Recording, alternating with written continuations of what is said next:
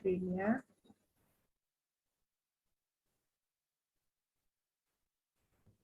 Sudah bisa kelihatan, Mas Indra? Full screen? Udah kelihatan. Full screen ya? Ya, udah full screen. Oke, iya. Selamat sore, Bro and Sis. Perkenalkan, nama saya Dr. Robita Aspur. Latar belakang saya seorang dokter. Saya alumni dari FKUGM, S2 saya dari USU. Dan saya di bidang ilmu faal, di bagian ilmu faal olahraga, ya, tapi klinis gitu. Jadi banyak topik hari ini, saya akan sharing olahraga yang tepat sesuai usia dan kesehatan kita. Jadi sebenarnya olahraga itu penting.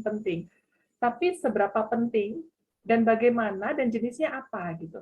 Misalkan saya sudah berusia misalkan sudah 50 tahun begitu. Saya olahraga apa, Dok, yang baik? Saya menderita diabetes begitu ya. Jadi saya akan menjelaskan baik ilmu faal. Jadi kalau dibilang ilmu faal atau ilmu fisiologi, dia mempelajari efek latihan. Jadi ilmu faal olahraga itu adalah dia akan mau tahu efek dari latihan itu apa. Contohnya misalkan dengan olahraga, heart rate-nya sebelum itu misalkan 90. Setelah latihan, kita mau lihat berapa. Lalu efisiensi tubuh, ya fungsi tubuh setelah berolahraga. Setelah berolahraga, bagaimana efisiensinya tubuhnya? Contohnya misalkan, pasien ini penderita asma atau PPOK misalkan. Setelah berolahraga, bagaimana sistem respirasinya? Atau penderita jantung misalkan. Lalu berbagai jenis, maksudnya berbagai tes yang mengukur apa respon tubuh pada waktu dan setelah olahraga. Jadi kita lihat pada saat sebelum olahraga dan setelah olahraga, kita ukur. Itu adalah bidang ilmu faal. Jadi kalau atlet itu biasanya periksanya ke kita. Kira-kira dia mau bertanding, kita lihat semuanya, bagaimana VO2 max-nya, bagaimana heart rate-nya, bagaimana jantungnya itu kita lihat. Kalau memang mencukupin, oke, dia boleh lanjut. Kalau tidak, jangan dulu. Seperti itu. Jadi olahraga, jadi menurut si Fox tahun 93 ya, bahwasanya olahraga itu merupakan aktivitas fisik yang berulang dan bertujuan untuk memelihara. Jadi aktivitas fisik yang berulang, saya harus ulangin berulang. Ya, dan untuk apa? Memelihara kesehatan. Jadi masak, nyuci itu bukan aktivitas fisik, tapi olahraga adalah merupakan aktivitas fisik yang berulang dan fungsinya untuk memelihara. Aktivitas fisik ini dilakukan dapat menyebabkan perubahan apa? Anatomi. Anatomi jantungnya bagaimana, parunya bagaimana, ototnya bagaimana. Fisiologi, mekanisme. Jadi bagaimana jantung memompa, akhirnya apa yang terjadi pada saat dia masuk ke paru, dialirkan ke seluruh tubuh, itu fisiologinya. Lalu biokimia, enzimnya, psikologinya itu apa? Biasanya orang yang saya baca di jurnal penelitian, orang yang mengalami gangguan depresi, kecemasan, itu bisa diterapi dengan berolahraga. Nanti saya jelaskan olahraganya apa. Lalu olahraga itu harus dilakukan apa? Terprogram dan terukur. Ini yang banyak orang tidak tahu. Jadi terprogram itu maksudnya teratur. Misalkan kita nggak bisa, lagi musim bersepeda, beli sepeda. Udah, jadi sebulan sekali olahraganya. Itu bukan termasuk adalah olahraga yang terprogram. Continue. Misalkan, oke, saya mau olahraga seminggu 3 kali.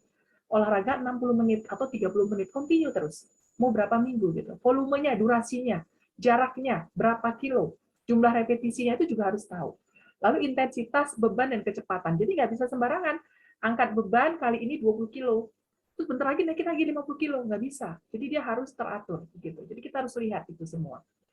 Baik, nah, jadi jenis olahraga itu ada 2, aerobik dan anaerobik. Nah, sekarang kita mau tahu jenis olahraga aerobik itu apa. Jadi segala macam bentuk gerak tubuh yang menggunakan udara atau oksigen untuk kelangsungannya. Itu aerobik. Tujuannya apa? Untuk meningkatkan denyut jantung. Atau jenis olahraganya adalah olahraga kardio. Contohnya apa? Jalan cepat, jogging, berenang, bersepeda, sepak bola, naik turun tangga, lompat tali zumba, itu termasuk adalah aerobik. Sementara olahraga yang anaerobik adalah olahraga segala macam gerak tubuh yang tidak menggunakan udara atau oksigen.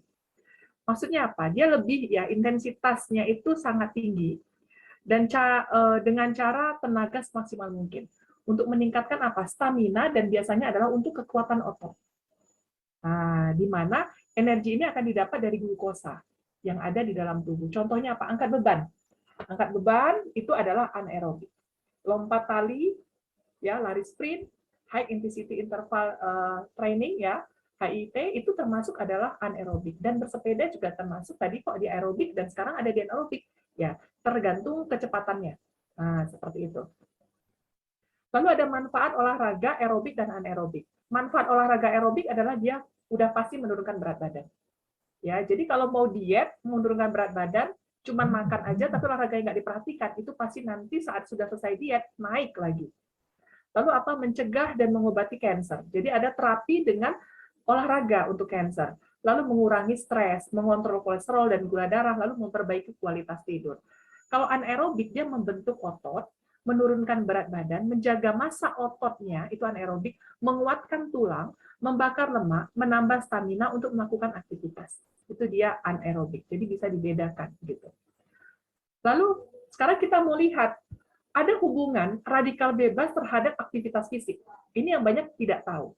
Jadi pada waktu saya seminar internasional di Semarang, ahli fisiologi itu, dilakukan penelitian kenapa atlet Indonesia itu banyak yang setelah jadi atlet itu kok bisa kena jantung, kena hipertensi, kena kanker, kena diabetes. Ini saya akan jelaskan. Jadi setiap sel itu dalam tubuh itu menjalankan proses metabolisme yang akan menghasilkan radikal bebas, ditandai dengan pembentukan reaktif oksigen species atau ROS istilahnya. Jadi radikal bebas ini dapat terbentuk karena apa? Dipicu adanya stresor. Jadi kalau kita stres, maka radikal bebas akan meningkat. Makanya kalau orang kanker itu kan nggak boleh stres. Ya, sinar ultraviolet, radiasi, dan serta aktivitas fisik. Aktivitas fisik di sini adalah olahraga. Lalu radikal bebas ini dapat memicu terbentuknya apa? Stres oksidatif. Stres oksidatif inilah adalah apa? Ketidakseimbangan antara radikal bebas dengan antioksidan, yaitu antioksidan itu vitamin A, C, dan E, di mana jumlah radikal bebasnya jadi lebih besar dibandingkan dengan antioksidan. Jadi kalau kita mau berolahraga, perhatikan antioksidannya. Makanya sekarang coach atau pelatih atlet Indonesia itu memikirkan bagaimana memberikan antioksidan buat para atlet Indonesia. Supaya tidak nanti kalau dia tidak melakukan olahraga lagi, dia tidak menjadi penyakit yang akan datang untuk dirinya gitu loh. Kesimpulannya apa? Dengan terbentuknya radikal bebas bisa menimbulkan berbagai penyakit. Contohnya apa? Jantung koroner, diabetes mellitus, kanker dan lain-lain. Jadi sangat dibutuhkan apa? Asupan antioksidan untuk mengatasi radikal bebas yang terjadi. Jadi kalau seandainya Bapak Ibu belum siap berolahraga, tidak terprogram, jangan coba-coba berolahraga. Karena apa? Ingat, ROS-nya yang meningkat, radikal bebas yang meningkat. Tapi kalau Bapak Ibu asupan antioksidannya bagus, balance, itu nggak masalah. Yang dikhawatirkan tidak balance atau tidak ada asupan antioksidannya sama sekali selama kita berolahraga. Itu perlu diperhatikan. Lalu, ini kita lihat. Jadi sebenarnya ini ya, kalau kita lihat ini abnormal, ini adalah elektron bebas. Dan ini adalah radikal bebas ya yang akan membentuk seperti atom yang stabil gitu dalam tubuh kita. Dia akan mengambil atomnya ini untuk berpasangan. Dia ambil. Maka seperti adalah atom yang normal, padahal ini adalah radikal bebas dalam tubuh kita. Dan ini bisa terbentuk. Nah, jadi perlu diperhatikan. Lalu sekarang ada pengaruh ya, jadi ada pengaruh aktivitas fisik, dia menghasilkan respon akut atau kronik terhadap stres oksidatif. Banyak orang yang tidak tahu. Jadi respon akut itu adalah aktivitas fisik yang dapat meningkatkan pembentukan radikal bebas sehingga meningkatkan stres oksidatif dalam tubuh. Maksudnya apa? Respon akut ini adalah olahraga yang tidak terprogram, tidak teratur dan tidak kontinu. Kapan mood olahraga? Nggak mood nggak olahraga. Itu akut. Ya. Terus batas durasi respon akut yang dimulai itu menunjukkan peningkatan stres oksidatif karena apa? Radikal bebas bervariasi antara durasi olahraganya 90 menit sampai 120 menit. Kenapa artis Azima Said habis olahraga futsal meninggal? Pertama, dia akut. Responnya akut. Dia tiba-tiba mau olahraga, terus main futsal 2 jam. Terjadi serangan. Stres oksidatif terjadi. Itu yang terjadi. Ashraf Sinclair, coba olahraga, dengan beban ditambah terus, tanpa berpikir durasinya dan waktu pada saat dia berolahraga. Itu perlu diperhatikan. Jadi hati-hati. Jadi pernah ada kasus gitu ya, jadi Bapak ini seorang pengusaha gitu ya, bukan pengusaha, tapi dia perusahaan yang bagus begitu. Dia kena jantung, terus dia kontrol kan, berobat ke dokter. Dokter bilang, Bapak harus berolahraga, tapi tidak dibilang olahraganya apa. Dia bangunlah lapangan tenis di belakang rumahnya, latihan, pada saat selesai latihan, meninggal. Kenapa? Karena tidak ketahuan gitu loh. Lalu respon kronik itu apa? Adalah karena aktivitas fisik secara teratur, di mana dapat meningkatkan kapasitas antioksidan endogen sehingga menurunkan stres oksidatif dalam tubuh. Jadi apa yang dimaksud dengan respon kronik adalah respon kronik itu adalah olahraga yang teratur dan terprogram. Misalkan waktunya minimal 2 kali per minggu, 60 menit, continue. Mau berapa minggu? 3 kali per minggu, 60-60 menit per hari, atau setiap hari minimal 15-30 menit. Saya sekarang 2 hari sekali olahraganya, karena saya mau respon yang kronik. Begitu. Ini berdasarkan penelitian George dan Johnson tahun 2010. Jadi goal yang perlu dicapai apa adalah mencapai respon kronik karena perlunya olahraga secara terprogram dan teratur. Itu perlu tahu Bapak Ibu, bro and sis ya. Lalu ada perubahan tubuh akibat olahraga. Pertama, perubahan jantung. Perubahan jantung, jadi kalau kita jantung ini akan bertambah besar dan kuat, sehingga daya tampungnya jadinya besar dan kuat. Jadi meningkatkan efisiensi kerja jantung. Dengan efisiensi kerja tinggi ini, maka jantung tidak perlu berdenyut terlalu sering. Pada orang yang tidak berolahraga, denyut jantungnya rata-rata 80 kali per menit.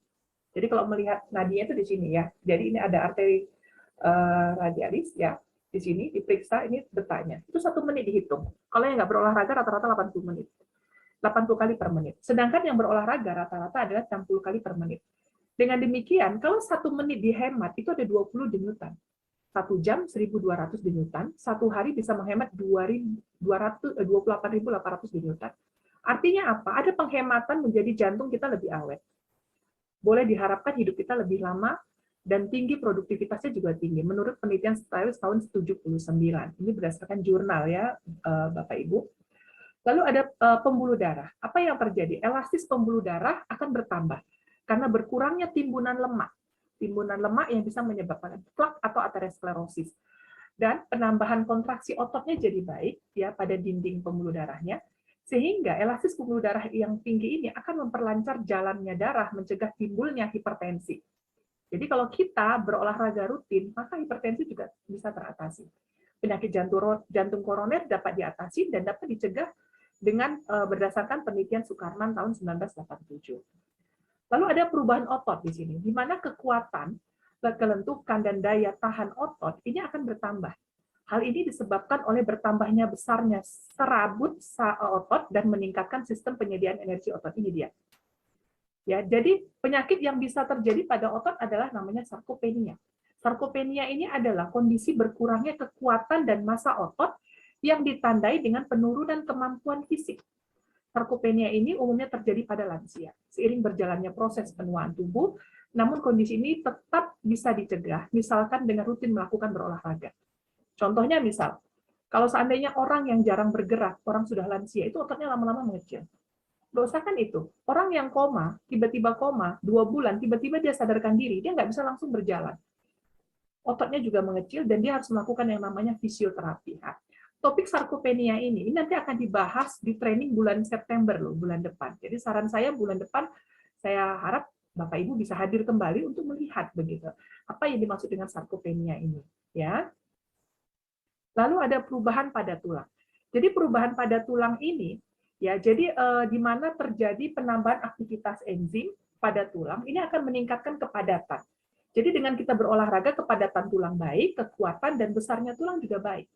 Selain mencegah apa? Pengeroposan tulang. Permukaan tulang akan bertambah kuat dengan adanya tarikan otot yang terus-menerus. Itu yang terjadi. Selanjutnya apa? Perubahan pada ligamen dan tendon. Jadi kalau kita lihat gambarnya, ini ligamen, ini tendon. Di mana kekuatan ligamen dan tendon ini akan bertambah. Demikian juga dengan perlekatan tendon pada tulang. Keadaan ini akan membuat apa? Ligamen dan tendon itu mampu menahan beban berat dan tidak mudah cedera. Ini yang kita perhatikan. Kenapa kok tiba-tiba angkat sedikit udah sakit gitu ya? Karena apa? Tidak dilatih ligamen dan tendonnya. Lalu perubahan pada paru-paru. Ini di sini. Banyak orang yang tidak tahu bahwasanya dengan kita berolahraga, elastisitas paru ini akan bertambah, sehingga kemampuan berkembang kempisnya itu juga akan bertambah. Maksudnya ekspirasi-inspirasinya bertambah gitu. Selain itu juga alveoli ini akan aktif terbuka. Alveoli itu ini ya, seperti anggur ini. Ini alveoli. Ya, jadi aktif terbuka ya akan bertambah dengan berolahraga. Maka kedua hal inilah akan menyebabkan kapasitas penampungan penyaluran oksigen ya dan ke darah itu akan bertambah juga, menurut penelitian si Mark Arde tahun 86. Jadi sekarang kita akan lihat VO2 max pada saat berolahraga. Jadi kita mau tahu kan, tadi paru, sekarang kita mau tahu selama olahraga, kan ada yang perlu diperhatikan, yaitu VO2 max-nya. Di mana VO2 max itu adalah tingkat maksimum oksigen yang dapat digunakan tubuh Anda selama berolahraga. Jadi tingkat maksimum oksigen saat berolahraga perlu diperhatikan. Jangan tiba-tiba habis olahraga, pernah waktu mahasiswa saya, kita lakukan blok kardio, tiba-tiba dia olahraganya langsung lari di treadmill, pingsan langsung. Jadi nggak bisa, jadi dia memang harus ada pemanasan. Pemanasan 5 menit minimal. 5 menit pemanasan untuk apa? Fisiologis jantung kita yang tadinya mompanya begini, mulai dilatih seperti ini. Dengan jantung memompa dengan baik, maka oksigen yang dari jantung itu ke paru juga baik, seperti itu. Semakin tinggi VO2 max Anda, maka semakin banyak oksigen yang dikonsumsi, dan semakin efektif tubuh dalam menggunakan oksigen. Nah, ini cara pemeriksaan VO2 max. Jadi kalau atlet itu biasanya dihitung dulu, diukur VO2 max-nya. Kalau orang yang udah malas olahraga itu biasanya VO2 max-nya terganggu, pasti menurun. Nah, caranya bagaimana? Cara menghitung VO2 max, gunakan rumus VO2 max paling sederhana. Rumusnya paling sederhana untuk menghitung VO2 max adalah VO2 max sama dengan 15 dikali denyutan jantung maksimal dibagi dengan denyut jantung istirahat. Ya, jadi unit yang digunakan VO2 max adalah jumlah oksigen dalam milimeter untuk setiap kilogram berat badan per menit. Jadi rumusnya VO2 max sama dengan 15 kali heart rate maksimal dibagi heart rate istirahat. Lalu hitung detak jantung kita. Caranya bagaimana? Detak jantung maksimal itu bisa misalkan kalau kita ada alat yang di tangan, ya pada saat istirahat itu, rest itu kita hitung dulu. Oh ini 80, maka itu restnya. Lalu pada saat kita olahraga, 60 menit, itu kan kelihatan berapa heart rate maksimal kita, itulah dia. Atau dengan rumus, misalkan, ya jadi ketentuan 220 itu ketentuan, dikurang usia. Jadi misalkan usianya 25, maka 220 dikurang 25, maka 195 denyutan lah maksimalnya. Maka hitung besaran VO2 max-nya berapa? Maka 195 ya dibagi dengan heart rate istirahat. Contohnya istirahatnya 80. Maka VO2 max-nya 15 kali heart rate maksimal dibagi heart rate rest. Maka totalnya 36,56 ml per kilogram per menit. Maka kita lihat di sini. Maka hasilnya kalau dia usia 25, maka dia good, baik. VO2 max-nya bagus. Ya, jadi kita bisa hitung dengan cara seperti itu. Lalu kesimpulannya apa? Untuk mendapatkan VO2 max maksimal, ya good atau excellent itu harus olahraga terprogram dan terukur, Bapak Ibu. Ya. Lalu waktu yang tepat untuk berolahraga kapan? Jadi menurut penelitian Silaili, tidak ada yang menyatakan olahraga pagi lebih baik daripada malam atau sore. Jadi tidak ada signifikan. Jadi boleh, pagi boleh, sore boleh. Ya. Malam juga boleh. Aktivitas fisik aerobik ini dilakukan dengan apa? Intensitasnya minimal 2 kali per minggu durasi 60 menit. Menurut penelitian Cipra TV tahun 2013. Olahraga pagi biasanya bisa membuat kita lebih fresh atau semangat. Kenapa? Sirkulasi darah ke otak, oksigen ke otak juga lancar. Jadi lebih enak kita kerja setelah olahraga, konsentrasinya bagus. Waspada pada saat kita olahraga indoor karena masa pandemi. Waktu olahraga outdoor itu pagi hari bagus di antara jam 7 sampai jam 9. Karena apa? Mataharinya bagus karena memberikan vitamin D untuk membantu kalsium menyerap ke tulang dengan vitamin D.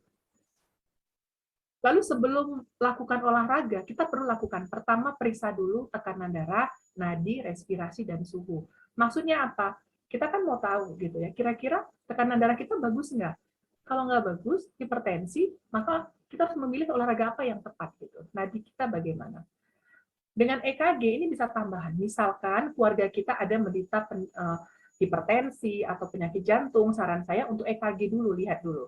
Takutnya ada ST elevasi atau nanti ada serangan angina pectoris, itu bahaya untuk olahraga yang terlalu berat, misalkan seperti itu. Lalu mengukur gula darah, kolesterol, dan lain-lain. Kolesterol ini untuk mengetahui seberapa kentalnya darah kita itu mengandung lemak di situ. Bisa menyebabkan plak atau aterosklerosis. Baik, jenis olahraga pada anak-anak hanya renang. Kalau dari 3 tahun sampai 50 tahun, semua ini bisa. Bisa renang, fitness, badminton, basket, futsal bisa. Tapi perlu diperhatikan pemeriksaan fisiknya tadi. Kalau untuk usia 20 sampai 40 ada Zumba, 20 tahun aerobik, yoga, berenang, bare itu ini bisa 20 sampai 40 tahun. Tapi kalau lansia bagaimana? Jalan kaki, jalan cepat, yoga, berenang, senam, dan peregangan betis dan angkat beban juga boleh.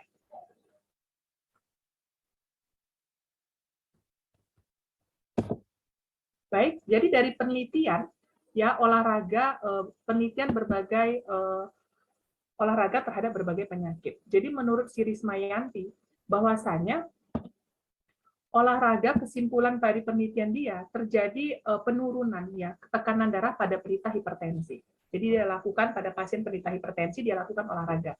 Jenis olahraganya apa? Jenis olahraganya adalah senam aerobik low impact intensitasnya sedang. Lalu ada penelitian juga terhadap diabetes tahun 2021, penelitian si Heru Supriyono. Kesimpulannya apa? Terdapat perubahan kadar gula darah pada penderita diabetes mellitus dengan jenis olahraga jalan kaki. Jadi orang yang menderita hipertensi boleh disarankan olahraganya adalah jalan kaki santai atau senam aerobik low impact intensitas sedang. Selanjutnya apa?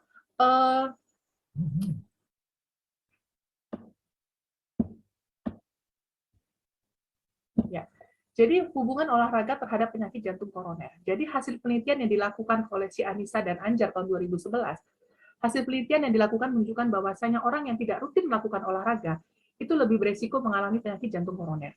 Dengan kata lain, orang yang rutin itu dengan berolahraga dia bisa mencegah penyakit jantung koroner.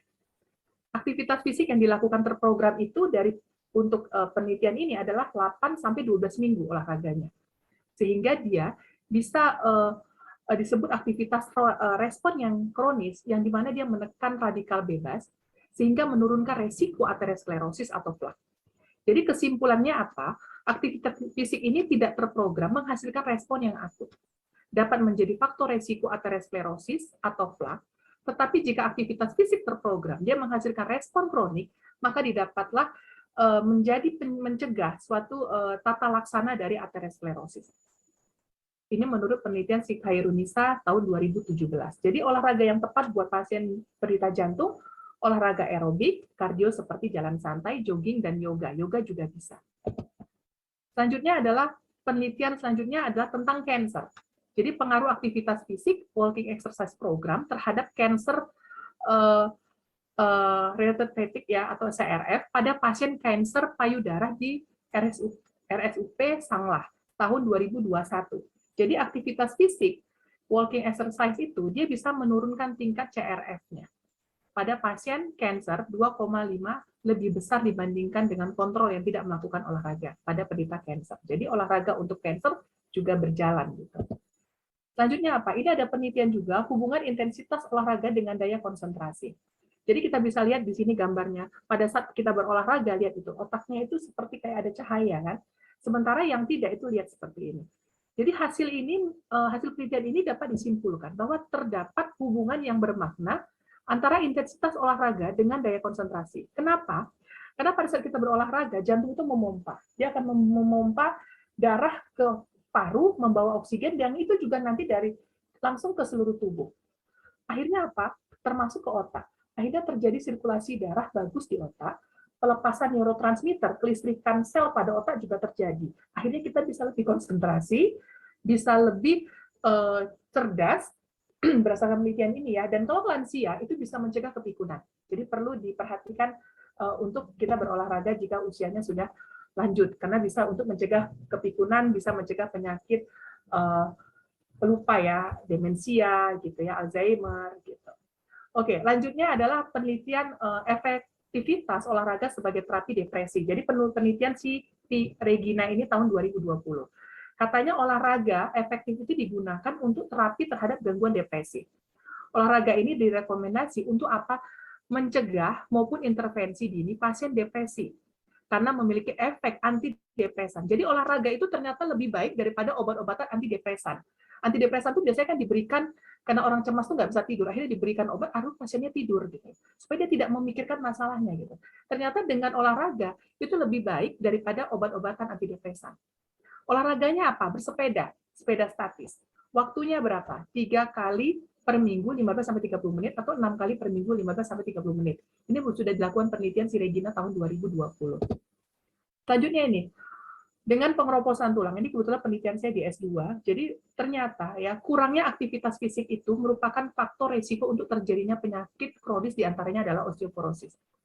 Jadi angka ketergantungan lansia itu akan tinggi nantinya, karena jika tidak diperhatikan begitu. Ya, jadi peluang terjadi osteoporosis pada wanita tinggi loh. Kenapa? Wanita itu menstruasi setiap bulan. Hamil 9 bulan, anak akan membentuk tulang, dia akan ambil kalsium dari ibunya. Setelah itu dia ASI 2 tahun, dia ambil lagi kalsium dari ibunya. Setelah itu ibunya KB, misalkan menggunakan KB depo medroksiprogesteron asetat yang suntik 3 bulan. Itu penelitian saya menunjukkan bahwasanya beresiko terhadap pengeroposan tulang. Makanya wanita sangat beresiko. Akhirnya apa? Itulah seperti teman saya. Seorang dokter lagi presentasi tiba-tiba keplekok gitu langsung patah, pasang pen, bayangin. Dokter dia nggak tahu dia keropos gitu loh. Nah, kita bisa dilakukan pengecekan. Jadi menurut penelitian Ganong tahun 2008, seseorang yang malas bergerak atau berolahraga itu akan terhambat proses osteoblasnya. Nanti saya jelaskan apa itu osteoblas. Jadi jenis olahraga untuk kasus-kasus osteoporosis adalah jogging, bersepeda, renang, dan jalan cepat. Nah, jadi kalau kita lihat di sini, dari proses pembentukan tulang, ada aktivasi, reabsorpsi, reserval, dan formasi. Di sini dia, ada peran dari osteoblast dan osteoklas. Nanti akan saya jelaskan di belakang ini. Oke, kita lihat di sini. Jadi berdasarkan penelitian saya kemarin, ya, jadi saya lakukan penelitian 3 bulan. Jadi osteoklas itu, dia akan mengalami reabsorpsi membentuk yang namanya Lackawanna Hausi. Dia akan membentuk lekungan, dia akan merusak, mereparasi tulang-tulang yang sudah fatik, yang sudah lelah begitu. Itu dilakukan selama 3 minggu loh. Lalu si osteoblas yang ini perannya adalah untuk apa? Formasi. Dia menutupin Lackawanna atau cekungan tadi itu, membentuk tulang-tulang baru selama 3 bulan. Makanya pengobatan untuk pengeroposan tulang pada pasien saya itu 3 bulan. Saya biasanya kalau MACD saya berikan 3 bulan. Karena apa? Kalau dia dari osteoporosis, yang saya harapkan dia menjadi osteopeni. Osteopeni menjadi normal. Penelitian saya akhirnya seperti itu, gitu loh. Jadi harus 3 bulan. Kalau sudah normal, nggak perlu lagi asupan, nggak usah, sudah cukup gitu. Tapi perlu diperhatikan asupan makanannya, seperti kopi, teh itu juga bisa berisiko terhadap pengeroposan tulang. Itu penelitian saya juga, Bapak Ibu. Baik, asupan gizi olahraga, jadi tubuh manusia itu memerlukan zat gizi. Ya, atlet memerlukan zat gizi dan antioksidan. Jadi kalau kita mau olahraga rutin, kita mau sehat, antioksidannya harus diperhatikan. Sekarang kita akan perhatikan macam-macam gizi bagi olahragawan. Pertama ada makronutrisi dan mikronutrisi. Sekarang kita lihat apa itu. Makronutrisi atau makronutrien itu terdiri dari karbohidrat, lemak, protein. Mikronutrisi, vitamin, mineral, dan fitonutrisi, fitonutrien. Baik, kita perhatikan yang pertama makronutrisi. Makronutrisi tadi ada karbohidrat. Perannya apa karbohidrat itu? Karbohidrat itu menjaga fungsi protein. Penting untuk pertumbuhan kuku, tulang, sumsum tulang, dan kulit. Lalu memberikan apa? Energi. Makanya kalau orang yang misalkan nggak makan nasi, itu fisiologis pencernaannya pasti bilang lapar, mau nengok nasi, pasti mau makan gitu loh. Tapi kalau kita sudah mulai, saya mau ganti karbohidrat saya yang di dalam tubuh ini ada glikogen yang akan dibongkar. Maka saya asupannya yang penting apa? Saya nggak makan karbohidrat, tapi saya makannya protein. Nggak apa-apa. Kenapa? Protein ini ternyata juga makronutrisi. Di mana dia apa? Untuk memproduksi antibodi, pertumbuhan dan kesehatan tubuh, serta pembangunan otot, rambut, kuku, dan kulit, dan darah. Lalu apalagi menjaga keseimbangan dalam cairan tubuh. Jadi perannya itu salah satunya protein ini penting. Ya, kenapa? Saya kasus-kasus protein ini juga untuk yang olahraga, untuk pembentukan otot. Jangan habis olahraga klimir-klimir kan gitu. Mana? Kok olahraga jadi klimir-klimir? Karena proteinnya kurang. Jadi harus ditingkatkan massa ototnya dengan asupan proteinnya yang bagus. Makanya atlet perlu minuman atau makanan yang berprotein tinggi begitu. Lalu makronutrisi berikutnya adalah lemak. Lemak itu ada asam lemak jenuh, asam lemak tak jenuh, dan trans fat. Ya, jadi ada perannya. Dia pertama, peran lemak ini menjaga suhu tubuh sebagai sumber energi setelah karbohidrat, melindungi organ seperti jantung, ginjal, ya, dan lain-lain. Lalu membantu penyerapan vitamin A, D, E, dan K. Lalu ada mikronutrisi. mineral, dan vitamin. Sebenarnya bila konsumsi makanan kita cukup bervariasi, kita nggak perlu minum ini. Cuman masalahnya, realitanya, apakah yang kita makan itu sudah cukup nggak mineral dan vitaminnya? Enggak. Kenapa? Pestisida tetap ada. Lalu apa? Rekayasa genetik, tumbuhan, makanan yang cantik-cantik, buah yang cantik, itu malah kita pilih. Ternyata itu rekayasa genetik, yang akhirnya tidak ada mikronutrisinya di dalamnya. Begitu. Selanjutnya apa? Lalu mikronutrisi terdiri dari vitamin. Ya, vitamin apa? Fungsinya apa? Untuk memperlancar proses metabolisme tubuh. Dan tidak dapat menghasilkan energi. Di dalam tubuh, vitamin ini bekerja sebagai katalisator tubuh untuk mempercepat reaksi-reaksi kimia di dalam tubuh. Jadi ada vitamin larut dalam lemak dan ada vitamin larut dalam air. Ya, jadi yang larut dalam lemak itu ada A, D, E, dan K. Yang larut dalam air vitamin B dan vitamin C. Mikronutrien selanjutnya adalah mineral, di mana mineral ini berfungsi untuk menambah kekuatan pada tulang dan gigi, di mana untuk aktivitas saraf dan otot sebagai penyangga dan terlibat dalam proses perubahan energi. Ya, jadi ada mineral makro dan mineral mikro. Selanjutnya ada fitonutrisi. Fitonutrisi ini adalah zat yang dihasilkan oleh tumbuhan untuk melindungi diri dari bahaya seperti hama bagi manusia, ya, seperti hama. Jadi bagi manusia ini fitonutrisi ini mampu membantu mencegah berbagai penyakit. Inilah yang perlu kita perhatikan. Jadi kalau milih vitamin itu kita harus lihat ini. Jadi ada yang akan saya kenalkan adalah Nutrilite. Ya, kenapa Nutrilite? Jadi selama olahraga saya juga menggunakan Nutrilite. Nutrilite ini mempunyai kelebihan. Ada multivitamin, multimineral, ada fitonutrisi di situ ya. Jadi ini sangat penting. Kalau fitonutrisi sendiri itu adalah komponen organik yang ditemukan pada tumbuhan, merupakan apa? Antioksidan yang kuat. Ya, yang dapat membantu melawan kerusakan yang terjadi pada sel-sel tubuh kita dari waktu ke waktu. Makanya olahraga kita butuh asupan antioksidan. Di Nutrilite ini ada kandungan itu. Ya, sekarang kita mau lihat apa yang paling minim apa sih? Minimal kita butuh trio foundation deh. Protein udah jelas ya untuk massa otot ya, untuk tulang juga bagus. Salmon omega 3 bagus untuk apa? Sirkulasi darah. Yang kita khawatirkan apakah ada flak atau ada penyempitan di pembuluh darah. Dengan memberikan salmon maka sirkulasi darahnya lancar. Tidak terjadi apa? Flak atau terjadi serangan nanti jadinya jantung koroner. Lalu double X ini juga baik. Kenapa? Dia mengandung antioksidan. Jadi minimal kita butuh 3 ini untuk olahraga. Ya, lalu kalau seandainya saya nggak ini deh dok, saya maunya daily, nggak apa-apa. Kenapa? Daily ini juga ternyata dia mengandung 11 vitamin dan 7 mineral. Dan dia membantu melengkapi kebutuhan nutrisi. Jadi ya kalau kita makan saja tidak cukup, kita boleh alihkan ke daily ini dari Nutrilite. Selanjutnya ini double X. Double X ini bagus sekali. Saya punya pasien cancer juga saya terapi dengan ini. Ya, stop kemoterapinya. Jadi bagus sekali karena antioksidannya tinggi. Dia ada 12 vitamin dan 10 mineral dan 22 konsentrat tumbuhan loh. Di mana kita cari coba? Siapa yang sanggup makan tumbuh-tumbuhan, buah-buahan gitu banyak? Ya enggak ada. Jadi kita butuh minum double X saja itu sudah mencukupi.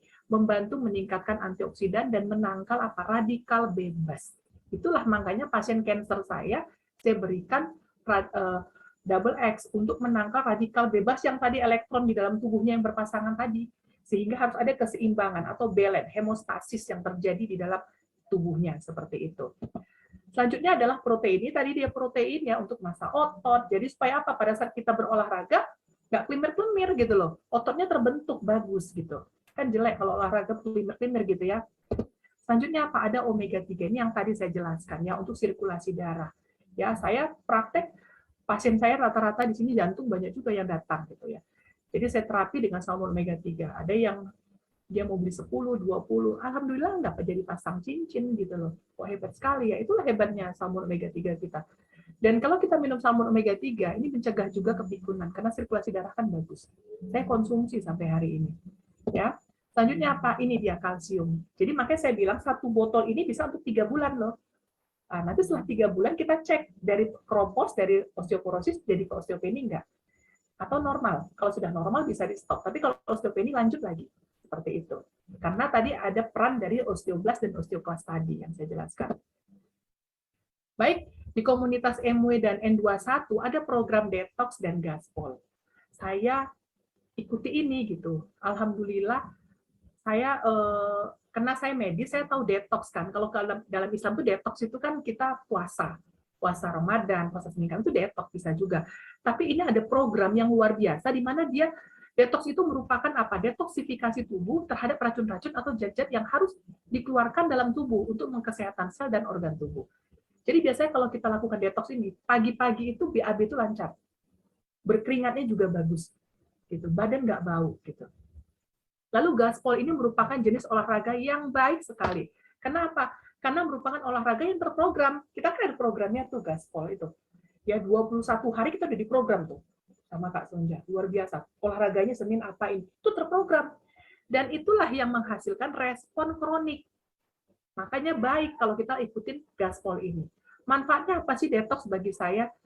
Yang jelas saya lebih sehat, Bapak Ibu ya. Saya nggak gampang lagi sakit kepala, sehingga saya mengurangi analgetik untuk menghilangkan rasa sakit kepala. Asam lambung tidak gampang kambuh lagi. Berat badannya turun. Berat badan saya tadinya 77,9. Kemarin saya hitung 69,3. Udah turun gitu loh. Dan itu bukan penurunan yang drastis, tapi dia bertahap. Itu olahraga yang sehat. Jadi hati-hati jangan diet dan olahraga yang salah tiba-tiba turun. Ada yang ditawarkan seperti itu. Terakhir setelah itu ginjalnya rusak, pencernaannya rusak begitu loh. Jadi harus hati-hati. Lalu detox dan gaspol ini adalah program yang bagus sekali ya Bapak Ibu untuk kesehatan kita. Juga program ini penurunan berat badan yang cukup aman. Jadi Bapak Ibu harus ikutin kalau ada info tentang detox dan gaspol langsung ambil gitu loh. Karena saya pernah cari bagaimana saya menurunkan berat badan saya ini. Saya tahu olahraga, tapi saya perlu detoxnya gitu. Dengan detox itu kan istilahnya apa ya? Membuang dulu racun itu sehingga metabolismenya baik lagi gitu. Kenapa kita makan sedikit langsung gemuk gitu? Metabolismenya lambat. Terus Bapak Ibu perlu perhatikan, jangan habis olahraga langsung makan kalau mau turunkan berat badan. Jangan. Kenapa? Bapak Ibu pasti gemuk. Karena metabolismenya lagi naik. Dan apa? Kita bawaannya lapar. Jangan makan pada saat kita lapar. Kenapa? Di otak kita, di hipotalamus itu akan bilang lapar, lapar, lapar. Jangan tahan makan. Pada saat tahan makan, maka kita ambil nasi, satu piring akan kurang 2 piring. Akhirnya apa? Itu yang menyebabkan kita gemuk. Nah, program detox ini tidak membuat kita sampai lapar. Per 3 jam kita makan. Jadi sebelum ada impuls di hipotalamus bilang lapar, itu udah langsung makan kita. Akhirnya kita makannya porsinya kecil, sedikit gitu loh. Itu luar biasanya detox. Gaspol juga begitu, gitu ya. Kenapa? Terprogram, ya. Waktu olahraganya juga nggak lama kan gitu. Semua bisa lakukan. Saya pulang kerja, pagi saya ngajar, sore saya praktek di rumah, ya saya lakukan sore begitu.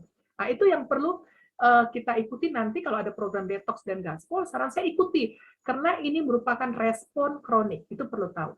Jangan lakukan olahraga yang respon akut karena beresiko terhadap jantung, kanker dan lain-lain. Baik, Bapak Ibu, Bro Ensis, Mas Indra, saya rasa penjelasan saya sampai di sini. Mungkin nanti bisa ada sesi jawab. Terima kasih, selamat sore. Thank you, Dr. Robita. Ya, sama-sama. OMG banget nggak sih materinya? Kalau kalian nggak salah, kita kasih tepuk tangan. Boleh kasih virtual tepuk tangannya atau kasih hati. Begini juga nggak apa-apa. Ini udah apa namanya, materinya luar biasa banget, sudah terjawab ya. Berarti ini millennials nih kan liburan aja berubah jadi healing, itu kan banyak yang anxiety ya karena julukannya aja kaum rebahan, ke minimarket padahal cuma 100 meter aja bawa motor, pindah gang bawa motor. Oke Dok, ini teman-teman, ini pertanyaan ini udah banyak banget.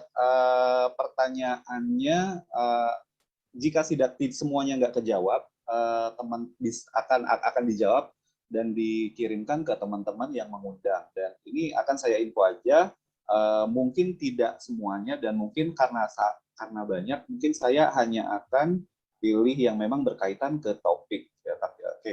Ini yang pertanyaan pertama dari ada Sis Bertin Palu, pertanyaannya hampir serupa dari satu lagi dari Pak Suharyanto. Yang pertama Dr. Bertin mau tanya, yang punya kelainan ritme jantung cocoknya olahraga apa? Lalu ada dari Pak Suharyanto, dokter mau tanya, penderita katup jantung bawaan usia di atas 50, olahraga yang disarankan apa? Ini pertanyaannya hampir sama, jadi saya jadikan satu. Jawab Mas Indra. Iya, iya dok. Ya, yang jelas kalau olahraga, kalau masalahnya jantung, maka kita olahraganya jenisnya yang kardio. Yang paling aman apa? Jalan. Jalan itu paling aman. Apalagi dia punya katup. Jadi gini, kenapa harus pasang katup? Gitu. Jantung kita itu kan berarti kan ibaratnya usia kita sekarang berapa? Usia saya 41 tahun. Maka jantung saya itu udah dipakai 41 tahun. Kalau saya nggak berolahraga, maka jantung pompa jantung saya tuh, otot jantung tuh begini olahraga. Dengan kita berolahraga, diharapkan pompa jantungnya jadi seperti ini. Nah, itu yang harus diperhatikan. Jadi kalau memang masalahnya di kardio, olahraganya di kardio. Jangan yang anaerobik, yang kardio. Apa yang paling gampang? Jalan santai. Berapa menit? 30 menit aja setiap hari juga oke. Sudah bagus, tapi continue, terprogram supaya tidak terbentuk si respon akut tadi. Begitu. Terus bagaimana? Asupan antioksidannya perlu diperhatikan. Itu udah harus. Kenapa? Supaya menyeimbangkan hemostasis antara radikal bebas dengan si antioksidan dalam tubuh kita. Gitu. Oke, Mas Indra? Oke, pertanyaannya dari Andi Jaya Jakarta. Kenapa dikatakan waspada olahraga indoor saat lembik ya? Apakah nggak bagus untuk olahraga indoor? Olahraga yang di dalam ya maksudnya ya? Ya, yang di dalam ruangan. Nggak apa-apa tuh. Nggak apa-apa. Nggak ada hubungannya. Cuman kalau olahraga di siang hari itu nggak baik gitu. Kenapa? Pertama, matahari sudah ada radikal bebasnya. Malah dikasih lagi gitu. Nggak boleh. Jadi alangkah baiknya olahraganya itu kalau mau tuh pagi jam 7 sampai jam 9. Kalau dalam ruangan, saya dalam ruangan. Nggak ada masalah. Tadi kan sudah ada penelitiannya. Tidak ada penelitian yang signifikan antara indoor dan outdoor. Nggak ada. Gitu. Tidak ada penelitian menyatakan baiknya olahraga pagi atau sore atau malam, nggak ada. Jadi aman gitu loh. Seperti itu, Mas Indra. Lebih percaya penelitian aja ya dok, bukan berita. Ya, kalau dokter itu harus valid dengan penelitian jurnal, jadi nggak bisa sembarangan gitu. Nah, Oke, Mas Indra ada lagi? Pertanyaan berikutnya dari Febrika Palembang, apa saran olahraga yang cocok untuk orang yang mengalami cedera tulang belakang? Oke, tulang belakang ya, berarti bisa kasus LBP ya, low back pain ya. Itu sebaiknya adalah renang. Sebaiknya renang. Jadi olahraganya lebih bagus renang. Jadi jangan ditumpukan pada kaki lagi, renang. Jadi dia relaksasi gitu ya. Jadi dia lebih ke tulang belakang. Olahraga gaya bebas kah? Ya itu sebaiknya renang, saran saya. Berikutnya ini ada dari Sinta. Apa arti Zumba dan Pare? Zumba saya tahu, tapi saya baru dengar Pare. Jenis ya, jenis olahraga ya. Saya rasa itu Kak Sonjay nanti yang ahlinya itu ya. Zumba itu kan jenisnya kardio juga ya gitu ya. Jadi jenis olahraga yang kan ada yang BL, body language, ada yoga, ada zumba, ada lagi sekarang modelnya apa itu ya. Nah, itu. Jadi itu sebenarnya jenis olahraganya aja sih, Ibu. Mungkin bisa lihat di YouTube tuh. Olahraga yang zumba mau yang gimana gitu. Jadi ada semua sebenarnya. Itu jenis olahraga gitu loh, ya. Oke, pertanyaan berikutnya dari Anjara Abdurrahman. Semoga saya nggak salah sekali.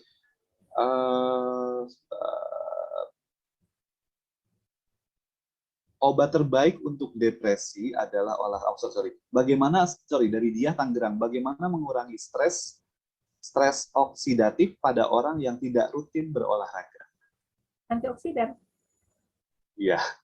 Antioksidan jawabannya. Jadi kan nggak rutin nih, wah saya mau olahraga pada saat mood nih misalkan. Kawan ngajak olahraga gitu. Wah berarti ini respon akut dong. Supaya kita tidak terjadi radikal bebas menyerang, antioksidannya dikencangin. Gitu.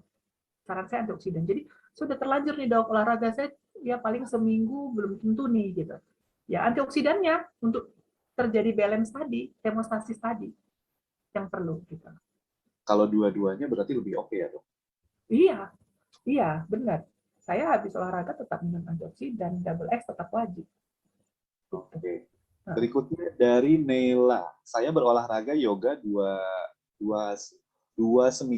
kali seminggu mungkin. Suatu saat saya cedera di siku, saat saya angkat beban, rasa sakitnya terasa hingga sekarang. Padahal kejadiannya sudah 2 bulan lebih. Pertanyaannya, ada apa dengan siku saya? Usia yang jelas saya cedera. Iya, benar. Itu yang jelas cedera itu, di tendon paling itu. Harusnya difoto dulu, apakah ada pengeroposan atau tidak tuh di situ. Ya, saran itu makanya jangan coba-coba angkat beban tuh langsung 10 kilo, 100 kilo, nggak bisa. Bertahap lah gitu. 5 kilo dulu gitu. Terus udah oke kan, seminggu udah oke nih, naikin lagi gitu. Ritmenya naikin gitu. Gak bisa tiba-tiba mau itu kayak asap nuclear kan. Lihat itu. Habis olahraga diangkat beban berapa kilo, serangan, stres oksidatif.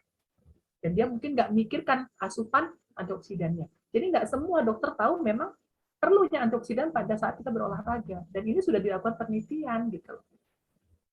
Seperti itu.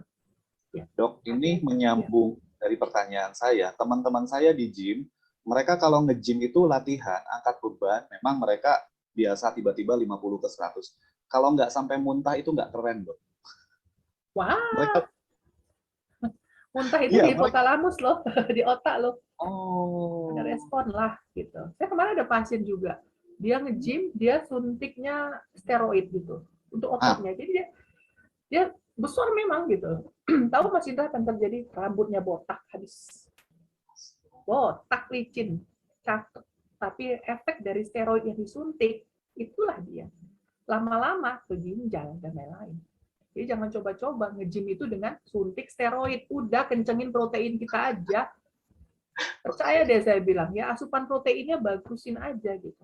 Kebetulan adik saya itu kan dulu pernah jadi pelatih ya gitu. Dia asupan proteinnya dikencengin. Padahal dia penderita hemofili gitu.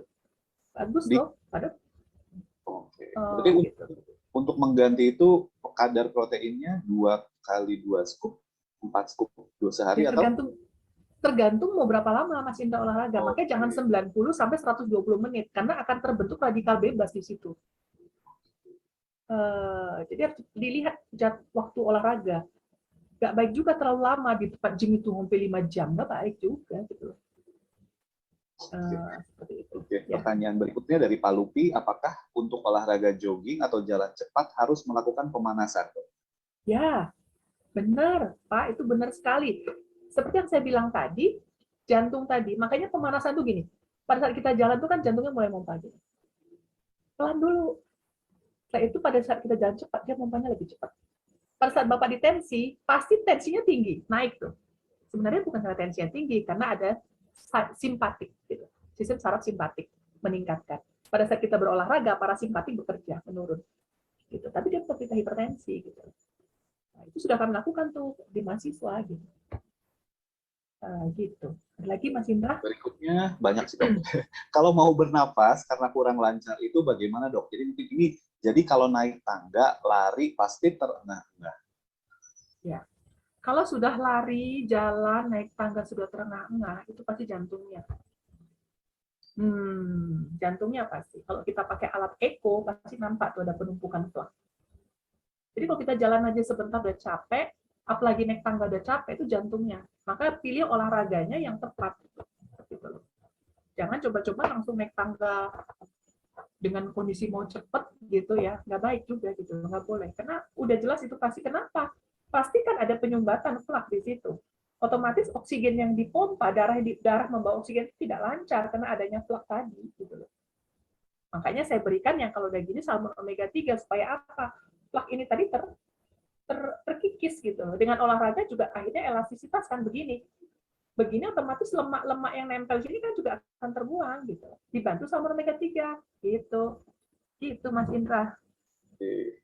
Jadi dok bahaya juga ini mesti diperhatiin kalau kita liburan ya, nggak pernah olahraga tiba-tiba manjat, nggak usah deh naik ke Candi Borobudur itu kan lumayan tinggi. Ngos-ngosan kan semua rata-rata kayak nggak olahraga itu Iya, perlu diperhatiin juga ya berarti. perlu lah Mas Indra. Makanya kan coba deh kalau kita berenang, itu kan harus ada pemanasan dulu.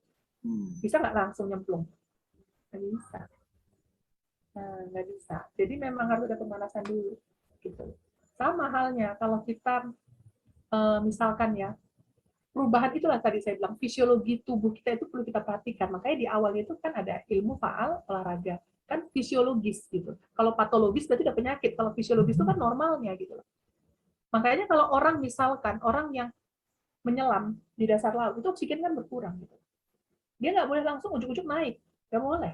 Dia harus bertahap tuh di permukaan kesekian, permukaan sekian, permukaan sekian. karena dia harus beradaptasi oksigen yang dibutuhkan, CO2 max-nya. Sama juga olahraga yang naik gunung. Kenapa kok di puncak, di pertengahan jalan dia meninggal, ada yang hidup? Itu karena dia nggak pernah latihan. Harusnya naik gunung dengan ketinggian sekian, dia stop dulu. Itu lama-lama di puncak, itu pasti kita kayak kekurangan oksigen. Perih hidungnya, ya kan? Naik, dengan kecepatan ini kita tahan dulu. Jangan dipaksa. Kenapa tiba-tiba tengah jalan meninggal? Karena itu tadi, tidak fisiologis. Itu, Mas Indra. Wah, ternyata banyak terjawab sudah. Oke, ini dari Maria Bernadette untuk olahraga. Apakah ada perbedaan yang seminggu 3 kali dan 1 kali seminggu dengan intensitas yang sama dengan yang 3 kali karena keterbatasan waktu? Ya, udah pasti yang bagus 3 kali, gitu loh. Jadi kalau seandainya nggak bisa 3 kali, nggak usah, ya 1 kali aja 1 minggu. Tapi continue, teratur gitu loh. Waktunya berapa menit. Jangan nanti seminggu 3 kali, waktunya 30 menit. Tiba seminggu sekali, waktunya 2 jam. Kan nggak ritme. Gitu loh. Jangan. Lebih bagus fokuskan mau seminggu sekali atau seminggu 3 kali. Kayak saya sudah memutuskan 2 hari sekali gitu loh. Waktunya berapa? 15 sampai 20 menit. Udah, itu aja. Dan Bapak Ibu tahu nggak kalau kita berolahraga itu jadi awet muda loh nanti. Karena apa? Ada penelitian juga, telomer itu akan panjang. Jadi ada kromosom, ini telomer akan panjang. Gitu loh. Itu bisa bikin jadi awet muda gitu loh. Coba tuh lihat artis-artis tuh, yang Sophia Latjuba tuh umur udah 50-an. Yoganya kenceng dia gitu. Nah, itu dia. Oke, Mas Indra ada lagi? Oke, dari Mary Kosari Medan. Eh, Kenapa ya setiap gym kaki saya terasa ngilu di malam hari? Nge-gym, ngilu. Oke, berarti ngilunya seperti apa ya? Maksudnya pegal kah atau ngilu? Kalau ngilu tuh kan takutnya di sendi, ya kan? Kalau pegal itu berarti kan asam laktatnya tertumpuk di situ. Gitu. Jadi alangkah baiknya diperhatikan juga pemanasannya. Gitu loh. Jadi cara saat inspirasi dan ekspirasi menarik. Jadi kalau kita mau olahraga itu saran saya olahraganya lewat hidung kan, tarik nafas hidung, buangnya juga dari hidung. Gitu. Supaya kita rasakan oksigen itu masuk sampai ke otot. Kalau tidak, jadi asam laktat, pegal lah. Gitu loh. Habis olahraga kok sakit kali semua gitu ya, karena itu tadi, karena ketidaktahuan. Oke, Mas Indra. Berikutnya dari Cynthia. Permukaan kuku yang kasar dan keruh ada hubungannya dengan nutrisi, benarkah? Ini Ya, topiknya ya di luar itu ya, iya jelas ada kekurangan nutrisi. Kencengin aja double X-nya, di kompleksnya dikencengin. Berikutnya dari Freddy. Sebenarnya kebutuhan kalsium, kalmak untuk tubuh kita itu berapa butir, berapa biji per hari? Oke, 1000 sampai 1200. Kalau wanita menyusui dan hamil itu 1500 mg. Jadi kita lihat satu tablet kita kalmak itu berapa. Jadi makanya kalau kita cek tulang kan di AFS itu biasanya diberikan 3 kali 2 tablet, misalkan seperti itu. Oke, berikutnya dari dia, Temanggung, double X untuk atlet bulu tangkis usia 14 tahun, berapa ya dok? Cukup 3 tablet per hari. 3 tablet per hari sudah cukup. 14 tahun kan? Boleh. Berikutnya dari pembicara kita berikutnya, dari Pak Hari Bagio. Dr. Robita, terima kasih atas pengetahuannya. Mohon tanya, apakah benar bahwa pembakaran lemak baru terjadi setelah kita berolahraga minimal 20 atau 30 menit? Sebelumnya yang dibakar adalah cadangan gula dalam darah. Terima kasih. Iya, benar Pak Hari Bagio. Benar. Makanya kita perlu pemanasan dulu. Kita mau lakukan olahraga aerobik atau anaerobik. Gitu loh. Kalau olahraga aerobik, tadi yang kardio kan. Kalau yang anaerobik akan beban. Dan waktu untuk pembakaran itu, yaitu makanya pada saat di jam-jam itu kan berkeringatnya kencang sekali gitu, meluncur gitu loh. Tapi kalau lebih dari 90 sampai 120 menit, stres oksidatifnya terjadi. Jadi memang perlu diperhatikan ritmenya dan juga usianya juga harus diperhatikan, jangan dipaksa, nggak boleh dipaksa gitu. Oke, berikutnya dari Sis Afi. Apakah olahraga yang efektif untuk penderita osteoartritis dengan usia di atas 55 tahun? Dan Ya. sebelumnya kurang rutin berolahraga, sebaiknya mulai olahraga apa ya, Dok? Ya, OA ya, osteoartritis ya, jadi olahraga itu bagus sekali karena untuk yang tadinya nggak melatih produksi seperti oli gitu ya di sendi itu, dengan berolahraga dia terbentuk gitu. Jadi saran saya olahraga yang mengalami osteoartritis jangan tumpuannya di kaki, tapi di sendi. Caranya apa? Sepeda, renang. Itu yang baik untuk OA, kasus OA, osteoartritis. Begitu, Mas Indra. Oke, berikutnya dari Sis Maria lagi, apakah olahraga yang tepat untuk orang yang mau menaikkan berat badan? Aerobik, tetap aerobik. Jenis olahraga yang aerobik. Tetap aerobik. Tapi setelah olahraga makan. Kalau menaikkan berat badan. Tapi jangan bablas, nanti kebanyakan makan kan. Karena habis olahraga pasti lapar kan. Jadi seimbangkan antara karbohidrat, protein, dan lemaknya. Gitu loh. Jadi habis olahraga makan. Tapi kalau dia menurunkan berat badan, itu harusnya 3 jam setelah. Kalau dia lapar, minum aja seperti bodiki atau protein gitu loh. Baru setelah 3 jam baru kita makan. Karena metabolisme kan lagi naik gitu. Jadi khawatirkan siap olahraga metabolisme naik, tambah naik berat badan gitu loh. Banyak tuh teman-teman yang di tempat olahraga tuh ibu-ibu aerobik, senam aerobik, habis olahraga makan bakso, makan ini ya sama aja gitu loh. Ya, itu perlu diperhatikan. Jadi perlu waktu. Kalau seandainya kita sudah lapar sekali ya ngejus lah gitu loh, buah lah gitu loh. Nah, yang penting jangan karbohidratnya yang diperbanyak gitu, karena bisa naik cadangan glikogennya jadi nambah kan di jaringan adiposanya, di hepar gitu loh. Nah, jadi saran saya itu, gitu Mas Indra. Oke, berikutnya, wah ini dari Dokter Hinabke Joysala. Halo dokter, nanya tentang program detox dan gaspol, bagaimana dengan usia peserta di atas 40 tahun? Karena tadi disarankan olahraga untuk manula jalan kaki. Ya, kalau detox dan gaspol kan sudah ada programnya ya. Sudah ada program sih ya. Jadi kita bisa ikutin sih dok, untuk program detoxnya itu bagus sekali. Dari audionya Kak Rita dengan Bu Ani juga bisa dipelajari, bagus itu. Lalu gaspol Kak Sonja juga keren sekali kan. Saya juga ngikutin gaspol itu luar biasa loh gitu. Sampai turun di berat badan saya kan gitu. Jadi saran saya ikutin yang dari MW aja dengan mentor kita, dokter detox dan gaspolnya. Tanya orang yang undang deh gitu. Apply-nya gitu ya. Berikutnya dari Yani Lubis, untuk trombositosis, olahraga apa yang baik dok? Saya baru tahu apa trombositosis. Trombositosis itu apa? Ya, Konsumsinya trombositosis. juga apa? Iya, trombositosis itu kan berarti trombosit ya gitu ya. Itu berarti ada masalah di darah gitu. Ya perlu diperhatikan, diperiksa dulu yang lain lah gitu. Saya nggak bisa jawab itu karena udah khusus hematologi kan, dokter hematologi. Nanti kan kita harus lihat hasil labnya Mas Indra. Di mana kelainannya ini gitu loh. Kalau leukemia, kalau hemofili itu kan karena faktor pembekuan gitu loh. Ya faktor pembekuannya yang nggak ada. Kalau dia trombositosis itu kan kita harus tahu gitu loh. Hasil labnya saya harus lihat dulu. Hasil labnya apa, kira-kira diagnosanya apa, maka baru saya bisa tahu ini jenis olahraganya harusnya ini gitu. Nah pasti ada penyakit penyerta nih kalau udah begini kan, Mas Indra. Oke. Berikutnya ini hanya akan ada 2 pertanyaan lagi. Ini pertanyaan banyak banget, tapi ada chat sampai 100, jadi saya akan hanya pilih. Pertanyaan berikutnya adalah untuk yang konsumsi dari Ratna, konsumsi omega 3 tidak boleh untuk orang yang sedang mengkonsumsi obat pencair darah. Jadi konsumsi Iya, aspirin. apa yang mirip dengan manfaat omega 3 tersebut? Baik, terima kasih Ibu. Pertanyaannya bagus. Jadi pasien-pasien saya jantung yang mengkonsumsi aspirin, jadi boleh minum salmon dengan aspirin dengan jarak. Terus setelah itu, saya lihat gitu loh perubahannya. Jika bisa di stop aspirinnya, lanjut ke salmon gitu. Kayak kemarin suami saya kan kena diabetes, tuh kakinya saking bolong. Berarti di jaringan perifernya tuh rusak kan gitu.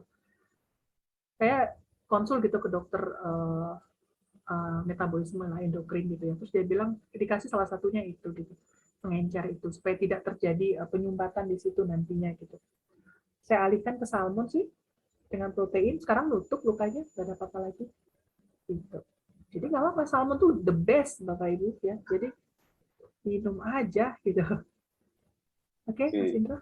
Ini sebenarnya saya lihat chat ini yang belum saya buka ada 100 lebih dok. Tapi ini mungkin saya bacakan pertanyaan terakhir aja. Iya. Dari Rodia, usia saya 50 tahun, punya riwayat asma, kolesterol, darting, GERD, sakit lutut, olahraga yang aman apa saja? Asma berarti di paru-paru ya, jadi nggak boleh jalan cepat ya. Renang juga perlu, boleh renang tapi diperhatikan.